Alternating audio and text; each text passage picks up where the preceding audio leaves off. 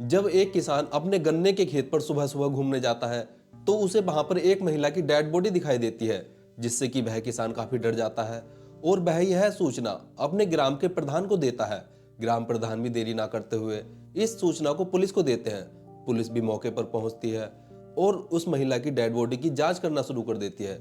जब पुलिस प्रारंभिक जांच करती है तो उन्हें पता चलता है कि वह महिला उसी गांव की है और उस महिला का नाम अनीता देवी होता है। अनीता देवी की उम्र लगभग 45 साल रही होगी। अब पुलिस इस बात की सूचना उस महिला के पति को देती है। उस महिला के पति का नाम सोमपाल होता है।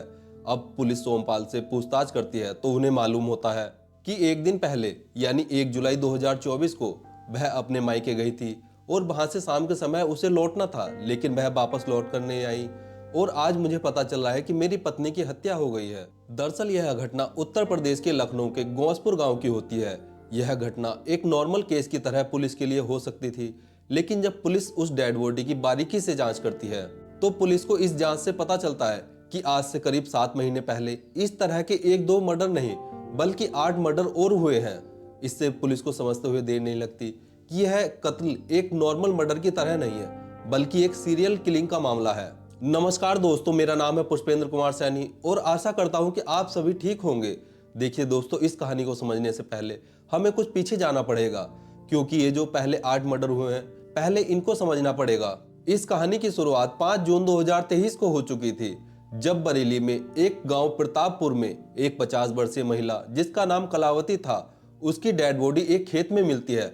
जब पुलिस उस डेड बॉडी की बारीकी से जांच करती है तो उन्हें पता चलता है कि इस महिला की मौत दम घुटने से हुई है, मतलब उस महिला का गला घोटा गया है। अब पुलिस जब उसकी जांच करती है तो उन्हें यह भी पता चलता है कि उस महिला के साड़ी से ही उस महिला का गला घोटा गया है। इसके बाद पुलिस उस मर्डर की इन्वेस्टिगेशन करना शुरू कर देती है। इस महिला की मृत्यु के ठीक 14 दिन बाद यानी 19 जुलाई 2023 को पास के गांव कुलसा की एक महिला जिसका नाम धनवती था, उसकी डेड बॉडी भी खेत में पाई जाती है। इसके बाद पुलिस जब उस महिला की डेड बॉडी की प्रारंभिक जांच करती है तो उन्हें पता चलता है कि इस महिला की भी गला दबाकर हत्या की गई है।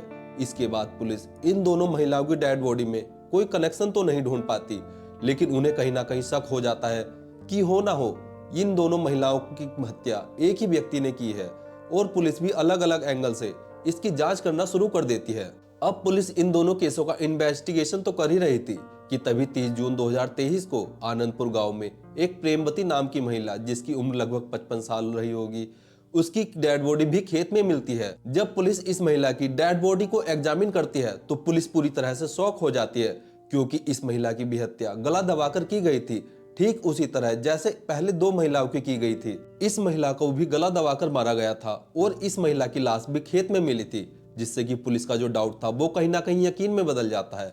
उन्हें लगता है कि हो ना हो ये जो महिलाओं के मर्डर हो रहे हैं इनका आपस में कोई ना कोई कनेक्शन जरूर है। बट पुलिस को क्राइम स्पॉट से ना तो कोई एविडेंस मिलता है और ना ही कोई क्लू मिलने की वजह से पुलिस इस केस को सोल्व करने के लिए काफी प्रॉब्लम फेस कर रही थी।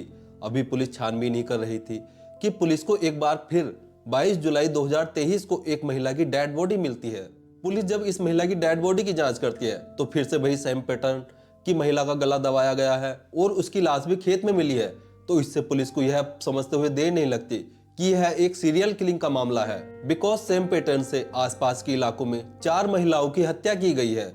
उन्हीं की साड़ी के पल्लू से और उन्हीं के दुपट्टे से उनका गला दबाकर हत्या की गई है और चारों महिलाओं की डेड बॉडी भी खेत में मिली है। इसके बाद पुलिस फिर से एक बार अपना इन्वेस्टिगेशन शुरू करती है। बट अगले ही महीने 7 अगस्त 2023 को 5वीं महिला की डेड बॉडी मिलती है। इस महिला को भी सेम सिनेरियो से मारा गया था, लेकिन अब भी पुलिस के हाथ कातिल से काफी दूर थे। अभी भी पुलिस के हाथ कुछ नहीं मिला था। इस कारण बरेली के साथ साथ यह मामला पूरे उत्तर प्रदेश में हाईलाइट हो जाता है, जिससे कि पुलिस के ऊपर भी काफी दबाव आता है और पुलिस इसी दबाव के कारण 3 व्यक्तियों को गिरफ्तार कर लेती है। बिकॉज पुलिस को लगता था कि इस सीरियल किलिंग के पीछे इन 3 व्यक्तियों का ही हाथ है, क्योंकि उन्हें पकड़ने के बाद महिलाओं की हत्या का सिलसिला भी लगभग 2 महीने के लिए बंद हो गया था। बट 31 अक्टूबर 2023 को पुलिस को फिर से सूचना मिलती है कि एक महिला की डेड बॉडी खेत में मिली है और इस महिला को भी सेम उसी तरह से मारा गया है जैसे कि पीछे 5 महिलाओं को मारा गया था। इसके बाद 20 नवंबर को एक महिला की डेड बॉडी मिलती है और 26 नवंबर को फिर से एक बार एक महिला की डेड बॉडी मिलती है। मतलब महिलाओं की हत्या का सिलसिला फिर से शुरू हो गया था और अब तक 8 महिलाओं की जान जा चुकी थी। अब पुलिस को समझते हुए देर नहीं लगती कि जिन व्यक्तियों को उन्होंने गिरफ्तार किया है, जिन्हें उन्होंने जेल में बंद किया हुआ है, उन्होंने हत्या नहीं की है, क्योंकि सेम उसी पैटर्न से, सेम उसी सिनेरियो से फिर से महिलाओं की हत्या की जा रही है। मतलब 8 महिलाओं की मर्डर मिस्ट्री को सॉल्व करना बरेली पुलिस के लिए नामुमकिन साबित हो रहा था। जब भी पुलिस छानबीन करती तो ना ही तो उन्हें कोई एविडेंस मिलता और ना ही उस कातिल को किसी ने देखा था, जिससे पुलिस को लगता है कि इन 8 महिलाओं का मर्डर करने वाला कातिल बहुत ही शातिर है। इसके बाद 7 महीने का समय बीत जाता है और इन 7 महीनों में कोई मर्डर भी नहीं होता है, जिससे कि पुलिस को भी लगता है कि अब यह जो मर्डर का सिलसिला था यह खत्म हो गया है, बंद हो गया है। बट इन 7 महीनों में उन 8 महिलाओं के मर्डर का कोई भी सुराग पुलिस को नहीं मिलता है कि तभी 2 जुलाई 2024 को फिर से एक महिला की डेड बॉडी पुलिस को मिलती है। और यह डेड बॉडी और किसी की नहीं बल्कि उसी अनीता देवी की थी, जिसका जिक्र हमने शुरुआत में किया था, जिसका सब खेत में मिला था। अब यहाँ से पुलिस को पता चलता है कि वो सनकी सीरियल किलर फिर से एक्टिव हो गया है और उसने इस बार नबी हत्या की है, लेकिन पुलिस के हाथ अब भी खाली थे। अब पुलिस के लिए ये सिचुएशन काफी ज्यादा क्रिटिकल हो जाती है और बरेली पुलिस के ऊपर काफी ज्यादा प्रेशर आता है। अब पुलिस इस सीरियल किलर को पकड़ने के लिए एक बड़े ऑपरेशन की तैयारी करती है और इस ऑपरेशन का नाम तलाश ऑपरेशन रखती है। इस ऑपरेशन में पुलिस टोटल 22 टीमें बनाती है।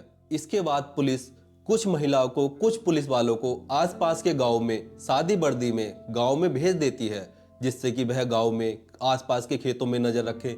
अगर कोई उन्हें संदिग्ध व्यक्ति लगे तो उसकी सूचना वह अपने कंट्रोल रूम को दे। साथ ही पुलिस ने बरेली में 25 किलोमीटर के रेडियस के गांव में 1500 से ज्यादा सीसीटीवी कैमरे इंस्टॉल करवाए, ताकि उन्हें कोई क्लू मिल सके, कोई सुराग मिल सके। और पुलिस को सीसीटीवी कैमरे में एक क्लू मिल भी जाता है। उन्हें एक गांव में संदिग्ध व्यक्ति लगता है और उस संदिग्ध व्यक्ति की जानकारी गांव वालों ने पहले पुलिस को भी दी थी। बिकॉज गांव में सभी व्यक्ति एक दूसरे को जानते थे, लेकिन वह व्यक्ति उस गांव में अक्सर देखा जाता था, मतलब वह उस गांव का नहीं था।